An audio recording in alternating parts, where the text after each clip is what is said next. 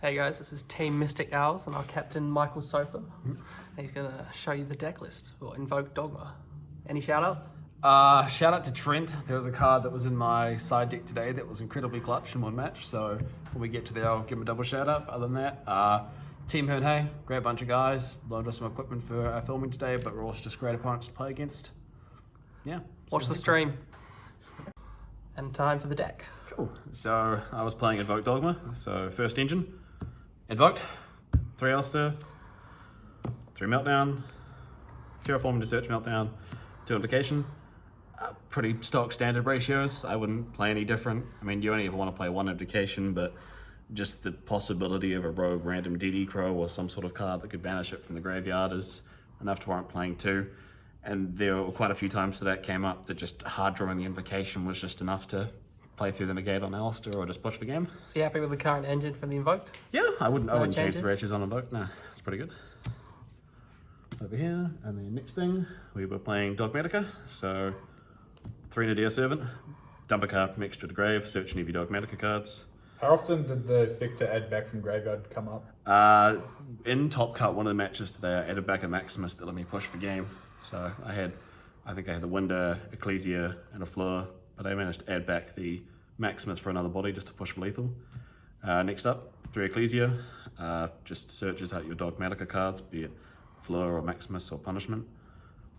2 Fleur, you play 2, I mean she's searchable, but you don't play 1 just because of the fact that in a grind game you want to see the second one and you want to be using an Nadir search for getting more Ecclesias. You never have the third come up? Nah, never the third come up.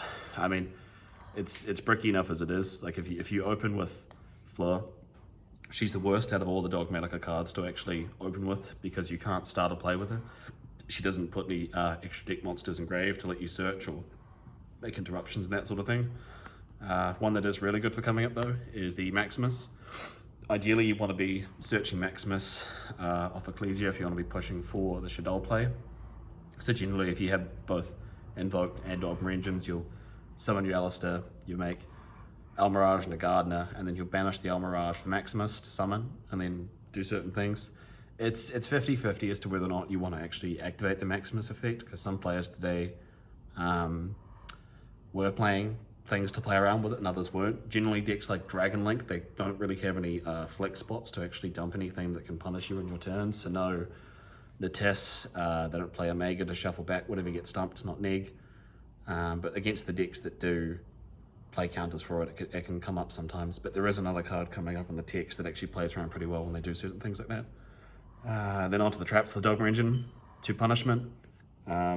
This card's amazing. I mean, it starts the engine, but the only reason it's not incredible and they play 3 of it is because until the end of the next turn after you activate it, you're locked out of the extra deck. So if you've cycled back your Aleister or if your Invoke plays, then that means you can't use the Invoked engine to push for damage. And Dogma on its own sometimes struggles with OTK. And then the final card is the Shadowll Schism, which we send off, or we get using Maximus by sending Apt Cologne to add and make this, to make Winder on our opponent's turn. Sometimes this is just enough of a blowout on its own. You summon the Winder and, you know, they'll just pass turn. How many games did Winder win today? Not that many. I think Winder more than anything actually was good for baiting out the gates. I think 3 times today I summoned Winder and then got hit with a Dark Ruler because people were maining it. But I would still play this engine. There was one point in Top Cut where I actually used the Schism to fusion summon Construct to send away Eldritch the Golden Lord that was protected by card effects. I only had 500 life left and it was pretty clutch to just send away the Lord rather than getting smacked in the face for game. And you outed a Dragoon with it today, I saw. Yes, and also outed Dragoon as well because the second effect of Schism Doesn't activate. Doesn't activate. It's all one thing that when you make the fusion summon, you can send a monster your opponent controls to the grave with the same attribute as the Shadowll fusion you make. Moving on then to tick cards. 1 Call by the Grave. Sucks it's at 1, but no reason not to play it. It comes up, it hits hand traps, but more often than not, if you don't get hand trapped, it's just good to use offensively on your opponent's turn to stop graveyard things, Eldritch the Golden Lord sort of things. Then onto the card that plays really well with Maximus, and is also just a bit of a substitute for Call by the Grave, is Triple Tactics Talent. This card was live today, 90% of the time that I had it. few times I had really good hands where I could play through like an interruption on Ecclesia, might have had Idea for backup, but then I could push with Maximus that seemed to test and maybe blow up Max, but then I could use talents. And if I had a strong hand, then I could look at the hand and shuffle back a key piece if it was in a situation where I felt that setting up the window lock and then having the floor to protect it would be enough, and in Top Cut that did really pay off. Do you think talents is a must-have? I think in this deck it's a must-have, yeah. I don't really know of any other suitable alternatives. I've tried main decking Droplet, I've tried main decking Desires, but I think talents probably just fills the niche the best out of all of them. And then for the last two tech cards, 2 Ice Dragon's Prison. It's a Dragoon out, it's good against Dragon Link, it's good against Infernobles, it's good against the Mirror, just any sort of deck that uses a lot of the same type of monsters and doesn't just do a lot of comboing through their extra deck. This is really good. And there was one time today that I actually kept the monster that I summoned just to wall up with it and not die, and I still won that match. Why not free? It's the 39th and 40th card, so just, you know, we don't want to go over 40, keep it consistent. And then for the last engine of the day, hand traps. Yeah, modern Yu-Gi-Oh is at the point now where if you want to try and play this game competitively, you need to have a large amount of hand traps to have a chance when you lose die rolls. So I was playing the Gamma package, Triple Ash, Triple Veiler, and Triple Imperm. You happy with these hand trap lineup? Yeah. Wouldn't change any of them? I think, I mean, I toyed around with the idea of switching Veiler back and forth between Ghost Ogre, but I think today when I had the Veilers, it was more relevant than if I'd had Ghost Ogre there. Not being once per turn quite Not helpful. being once per turn is quite helpful here too. There was a couple of duels today where, because don't get me wrong, this deck can brick like crazy sometimes and you don't see any engine cards, but I opened a hand that was something like Imperm, Double Veiler, Ash, and something else like one of the traps, and hitting one with twice the Veiler was enough to slow the game down to where I could start seeing some cards, but across the next 6 draws I kept drawing hand traps, but that's just the nature of playing this many and randomness. So yeah, that's the main deck. Extract next. Cool. So, for the Invoke, please. The only link monsters in the deck, Almirage and Gardener. This is just here when normal summon Aleister, make Almirage, make Gardener, use the Gardener and Aleister for Mechaba, and then the Almirage is there for summoning Maximus. There was actually a couple of times today that I straight summoned like Purgatorio, for example, using Almirage and Field without making this, because I was worried of a graveyard shuffle against things like Medolches. But there was one game that this actually came in clutch. I made Almirage, then made Orguides, and my opponent tried to pop it with some sort of, I think it might have been a Conquistador, an Eldritch player, and I actually used the Almirage's effect to tag out and protect the Orguides. Continuing on with the Invoke theme, 2 Mechaba, I think it's a perfect number for it. You don't go onto the second one too often, but it comes up often enough that playing one would really be a detriment to the deck, and your deck's all lights anyway, so it's the easiest to make. Purgatorio, one of, just a good OTK machine. I think this card actually won us the tournament to get against Medolches in time just to push through and clear for some damage. And then for the last Invoke monster, Orguides, this card is quite strong. Best in the grind game when you've already sent other fusions away for like the Winter play or just other invoked cards, but popping on summon and then just pushing for lots of damage and also sitting there as a wall if you put it up in defense, because it is 2/8. In a simplified game state, popping your opponent's summon every turn can just be enough to close the game out. You didn't miss Caligar or Raging? No, I think it's very format dependent. There were a couple of times today where Caliga would have been nice against certain decks, but I wasn't on, those hands weren't where I had double Aleister, and with the fact that Gardener exists anyway now, that they're having double Aleister in hand and not having attributes to make a fusion play doesn't really come up as often. But I think if a lot more monster heavy decks that weren't quite as insane as some of the combo decks we have now with smoke grenading and the like, and just the format slowed down a bit if they got hit, I think Caliga would be a good addition back in here. And then if another wind deck became meta, I think Rajin would see play again. Moving on to the Shell package, the window, app clone to search Schism, and then Construct. The reason that I play the Construct is sometimes you don't have a card that you want to discard for app clone. So what you can do is you can use Nadir to send the app clone and then add and discard the Schism, and then Maximus can discard the Construct, which can then add back the Schism back to hand. About 3 times today though, I did actually app clone, search Schism, and then discard a Cyframe Driver that seemed to be glued to my hand. And Construct is also just good in its own right. I mean, the effect to blow up things when she battles, and also just like with the Schism interaction I mentioned before about sending light monsters was pretty MVP as well. Moving on, 1 Titanic Blade the Ash Dragon, and 2 Elder Entity Natis. These are the most common things that you'd be sending off of Maximus or Nadir. This just to get pops, and this just to special summon an Ecclesia in the end phase and search Fleur, or just search Fleur. It would be nice if Titanic Blade could actually add punishment, but unfortunately you can't. I cut it down to 1 because more often than not, the second one wasn't coming up, and I felt that Titanic Blade I only really needed to get the engine online, and I'd rather see other cards that would let me keep playing rather than just sending another one to get another Ecclesia. Second one was win more. I think, yeah, the second one felt like a bit more of a win more, and the extra deck space in this deck is really tight as well, and I wanted to cut around some space for some techs. Moving on, a couple synchros, Wind Pegasus Ignitor, and Cyframe Lord Omega. Omega's really good because it makes your grind game insane, so if you're sending off Maximus every turn, you can dump in a Tis, pop a card, and then just shuffle it back, but sometimes it can also be good to use offensively too, and shuffle cards in your opponent's graveyard back next turn.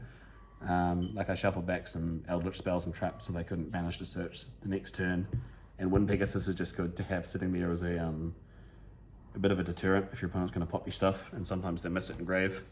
But if you are playing this, just make a mental note to remember that you have it in graveyard. In testing, I was really bad that I'd keep forgetting to activate this because I'd stack my graveyard and not see it was there. And I think once today it came up that I forgot to activate it, which prevented me from closing the match out a lot sooner. And then finally, for the last card in the extra deck, for a bit of random spice stolen from the OCG, is the one of Dragon Master Knight. And the reasoning behind this is because of the fact that Dogmatika punishment, when you send a card from extra to grave to destroy a monster on field, the monster you send from your extra to the grave has to have equal or higher attack than what you send. And in a standard Dogmatika list, your highest attack monster that you can actually send will be 2/8 at Omega. And if you're coming up against something like, say, Infernobles and they've got Charles or Gearfried, or if you're up against Dragon Link and you've got a Legionnaire, this can just say no. Like, it outs Ultimate Conducts Tyranno too through punishment. I caught a Dragon Link player off today. It was a simplified game state. He summoned Legionnaire and blew up some of my cards, but then I managed to punishment send this, and he lost the resource and didn't have anything else to punch me with. And then moving on to the side deck. More hand traps. Veer. If you're going up against combo, you want to see this card because I think it, along with Gamma, are probably some of the best hand traps this format. I wasn't playing Droll and Lockbird, but it's definitely something that I want to look towards testing because it came up a lot today. I didn't actually have anybody Droll against me, but if they had, I probably would have struggled through a few matches. Panktops, it is what it is. Strong against control matchups. I wouldn't stride it in against control combo. Not even doubt the Buster Lock?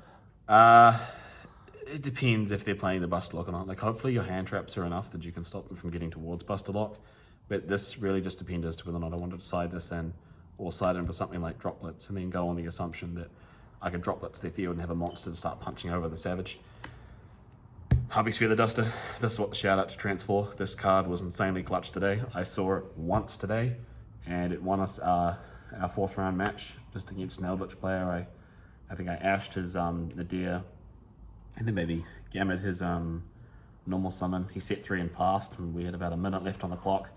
I slapped Duster down against his 3 back row, and then played my own Nadir, added Ecclesia, punched for some damage, and that was game. The one of Mystic Mine, to live up to the team name. This was a very late addition into the deck. I didn't actually see it today. I sided it in going second against all my control matchups, hoping to catch a few people off guard that maybe would have used their spell and trap disruption against my back row, or just, to slow the game down a bit where I had a chance to do better. 3 Forbidden Droplet. I have a bit of a love-hate relationship with this card. I think it's very strong and you should be playing it, but there was one instance today that I was playing against Dinos and I just didn't see it in my engine cards, and I could have actually cleared out some of the smaller monsters he had because I had a Gardener and he had a few small Dinos and he had Rivalry of the Warlords up. You can do some shenanigans with this in damage calc because you can activate it in damage calc and send other ones, and I had 3 set at one point, but just didn't have any other monsters. Would I still play it? I think yes, just because it outs obnoxious things. It outs Dragoon. I only saw 1 Dragoon be summoned today against me, and that was first round, and I cleared that with a Schism summoning Winder after baiting it with floor. But yeah, strong card overall. You wouldn't play Dark Ruler over it? I've considered it, and I'm thinking that I maybe will. Droplet seems nice in theory, that if you get set up with your your Aleister players, your Meltdown players, and you have a lot of resources, you can send away a lot of like dead cards, like Meltdown, just to get more negates. But on the other hand, sometimes when you're going second, you don't want to be committing those resources to the board and then getting them negated to then send them off to try and get more negates when they have others. You just rather just slap down a Dark Ruler and then just maybe summon Purgatria. This does help though with the Buster lock that I didn't come up against. Like if they've got a Savage equipped with Buster, you can just droplets the 2 negates, maybe the Herald and the Savage, and then if you've got Aleister or Ecclesia, you can get those low enough that they can just punch over them, because Aleister can punch over the halved attack Herald if they've left it in attack position, which usually they don't, but Ecclesia and Fleur can clear those 2 out. For some going first cards, Judgments. Sided in lots today, and I didn't actually see it. Would still run it though. I mean, things like Red Reboot are prominent. I think I got Red Rebooted 4 times today. They saw the 1-offs and I didn't see the 3-off to answer it. But yeah, stuff like that. Against Dinos, like I would unironically Judgment like Lost World, because that match that I lost to the Dino player, I really struggled when I had a small board set up with like Imperm and Punishment set. He activated Lost World and then summoned Ovi. I Impermed the Ovi and he chained Misk. And then because I had the token, that then meant that the punishment, I had to fire it off then. I couldn't fire the punishment off then, or it would have been inadequate, because I could have used punishment targeting the Oviraptor to send like the Tiss and pop the Lost World, but by that point, the Lost World had already achieved its purpose of baiting out my entire board. Yeah, just obnoxious cards this deals with. It's also good against Rogue. And then for the last thing, 3 evenly matched. This is against control decks, combo heavy decks that don't smoke grenade you, although one time I did actually side it in against a smoke grenading deck because I want to clear their resources out. But just Rogue and that sort of thing. This card just deals with, because a lot of people, they'll use your negates on your starters and then you can just evenly match and slow the game down. But it is mostly for the control matchup. But yeah, that's all the deck profile. So overall, you're happy with the deck? Yeah, I think I'm pretty happy with it. It does feel a little bit clunky at sometimes. Like I'm hoping that the deck can get some more tailored support in the future, maybe with future sets. If the Tri-Brigade stuff is any good, I don't know if there's actually any synergy with it, but sometimes it does feel a little restrictive that when some of the winning of the deck is just summoning Winder. We'll see how it goes and the format develops. But yeah, pretty happy overall. Team Mystic Owls out.